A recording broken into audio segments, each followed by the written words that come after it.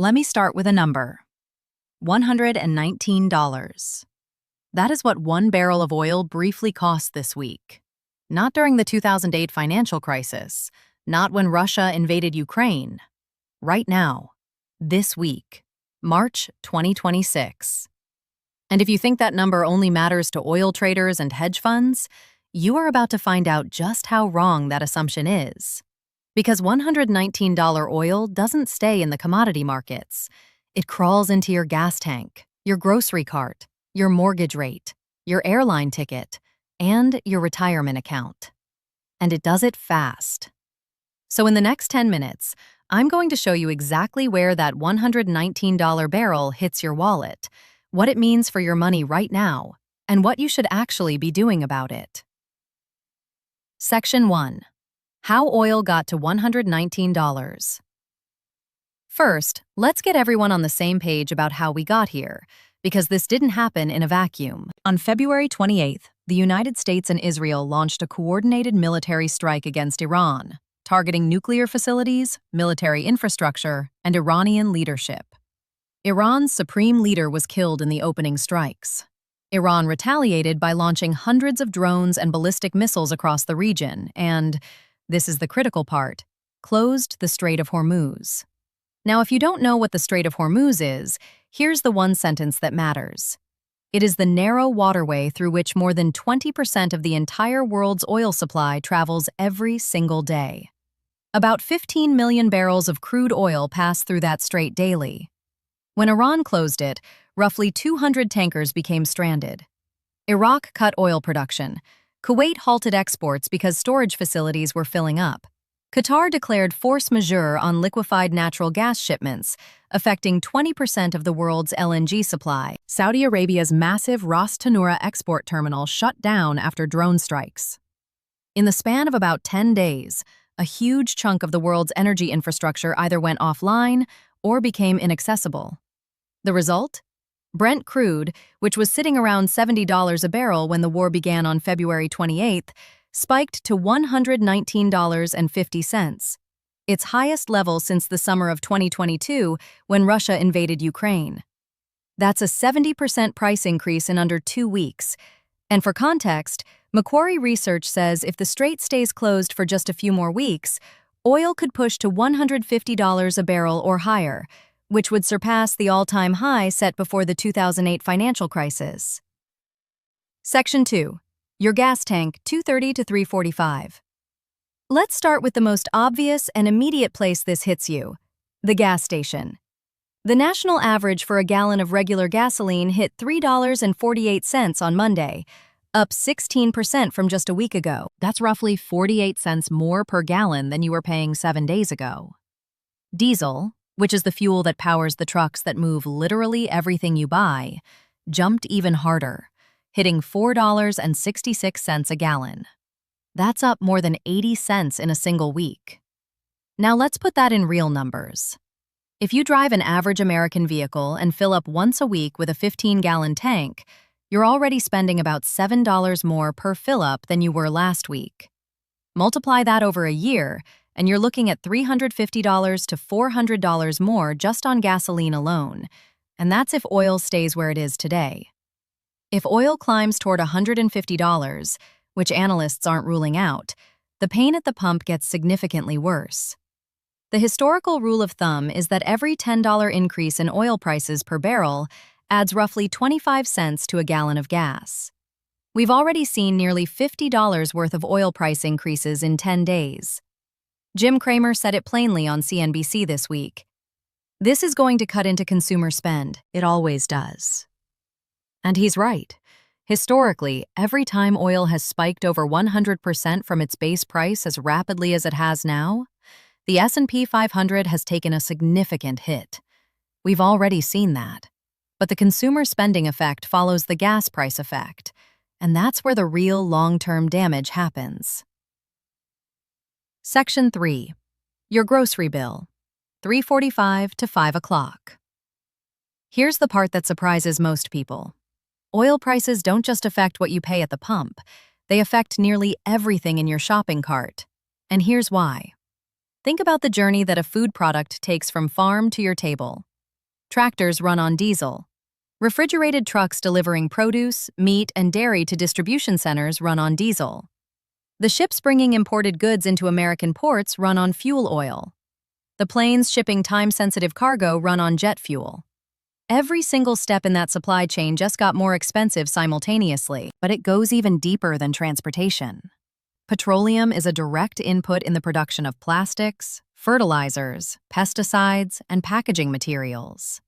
When oil goes up, the cost to manufacture the bottle of salad dressing, the plastic wrap on your chicken, the fertilizer on the wheat that made your bread, all of that goes up too.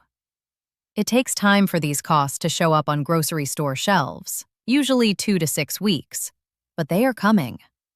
Economists are already warning that we could see another meaningful pop in food prices in April and May, layered on top of an existing inflation burden that Americans were only just beginning to see improve. Egypt, a major wheat exporter, has already declared its economy in a state of near emergency due to the oil shock. Developing nations that import both food and oil are being hit especially hard. And while America is more insulated than most, higher global commodity costs always find their way to the American consumer eventually. Section 4. Your mortgage and the housing market, 5 to 6:30. This is where things get really painful for a specific group of Americans, and particularly painful given the timing. Here's the situation. Just 1 week ago, mortgage rates had finally, after years of pain, dipped below 6% for the first time since September 2022. The 30-year fixed-rate mortgage touched 5.98% on February 28th, the very day the Iran war started. Homebuyers were finally seeing relief. Real estate agents were seeing more activity. There was genuine optimism that the spring 2026 housing market would finally shake off 3 consecutive years of declining home sales. Then the bombs dropped, literally. And mortgage rates, which track the 10-year Treasury yield, immediately started climbing back up. By March 5th, the 30-year fixed was back above 6%. Today, March 10th, the 10-year Treasury yield is trading around 4.12%, and mortgage rates are moving up with it. The reason is straightforward. Oil price spikes create inflation fears push bond yields higher, and higher bond yields directly translate into higher mortgage rates. The correlation between energy prices and the Consumer Price Index, America's main inflation measure, is 0.96 according to Deutsche Bank. That is nearly perfect. For a home buyer looking at a $400,000 home with a 20% down payment, the difference between a 5.98% rate and a 6.25% rate adds roughly $65 per month to their payment. That's nearly $800 a year. Over the life of a 30-year mortgage, that's over $23,000 in additional interest. The window that briefly opened in late February has already started closing again, and if oil stays above $100 and inflation expectations continue rising, rates could push back towards 6.5% or higher, freezing the housing market all over again. Section 5. Your travel plans and airline tickets, 6:30 to 7:30. If you've got summer travel plans, start paying attention closely. Fuel typically accounts for 20 to 30% of an airline's total operating costs. When oil surges 70% in under 2 weeks, that is not a cost airlines can absorb quietly.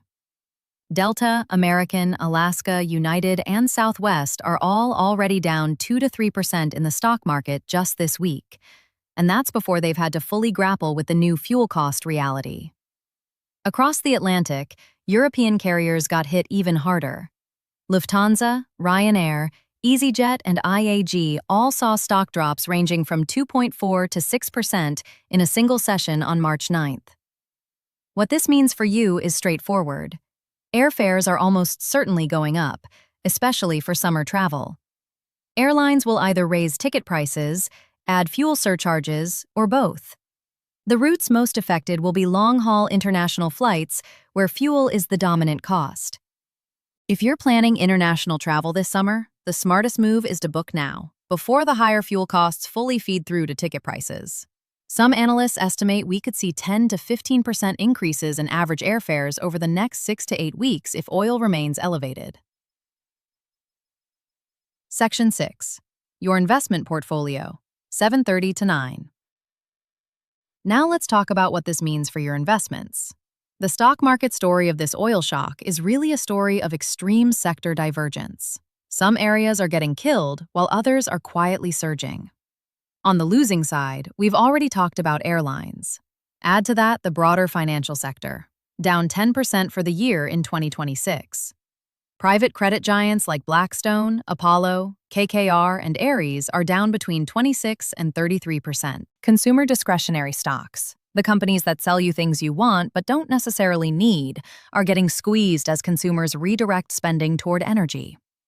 Cosmetics brands like e.l.f. Beauty are down 8% in a single week, caught in the triple vice of higher petroleum-based input costs, rising shipping costs, and a consumer pulling back. On the winning side, the picture is very different. Defense stocks, Lockheed Martin, RTX, Northrop Grumman, are up 3 to 4% month-to-date and climbing. Energy companies, domestic oil producers and refiners, are obviously benefiting from the price spike. Gold is rising strongly as the classic safe haven asset. The US dollar index has gained nearly 1% and is at its highest level in 5 weeks as global investors seek safety in American currency. And despite the chaos, tech stocks like Broadcom and AMD bounced hard on Monday, up over 4.6%, suggesting that investors view high-quality growth stocks as a relative safe harbor. The critical question for your portfolio is, how long does this last? Kramer said he was not ready to rule out $150 oil. Oxford Economics predicts prices will fall to an average of $80 for the quarter if the conflict resolves. Macquarie says $150 plus if the strait stays closed. The honest answer is that nobody knows, and that uncertainty itself is priced into the VIX, which topped 30 this week for the first time since last April's tariff shock. A VIX above 30 is the market's way of screaming, "We do not know what happens next." Section 7. What you should actually do. 9 to 10:30. So given everything we just walked through, what are the concrete, actionable things you should actually be considering right now? Let me give you 5 of them. Number 1. If you are in the market for a home or have been thinking about refinancing your mortgage, the next 2 to 4 weeks matter. Rates briefly dipped to their lowest since 2022 and are now climbing back. If you can lock in at or below 6.25% before inflation expectations push rates higher, doing so now beats waiting and potentially facing 6.5 or 6.75% later. Number 2. Book your summer travel now if you have concrete plans. Airline tickets are going up. The question isn't if, it's how much and how fast. Locking in fares today, before the full fuel cost impact hits ticket prices, is likely the cheaper option. Number 3. Take a hard look at your portfolio's energy exposure. This is not investment advice, and please talk to a financial advisor before making any changes. But understanding whether you are overexposed to sectors that are oil price sensitive, such as airlines, consumer discretionary, and transportation, is smart risk management in this environment. Number 4. Build some cash buffer in your monthly budget for the next 60 to 90 days. Gas, groceries, and utilities are all moving higher. Having an extra $200 to $300 per month set aside as a buffer will reduce financial stress as these costs cascade through the economy. And number 5. Watch for the G7 Strategic Petroleum Reserve decision. The G7 said they're ready to take coordinated steps to stabilize markets.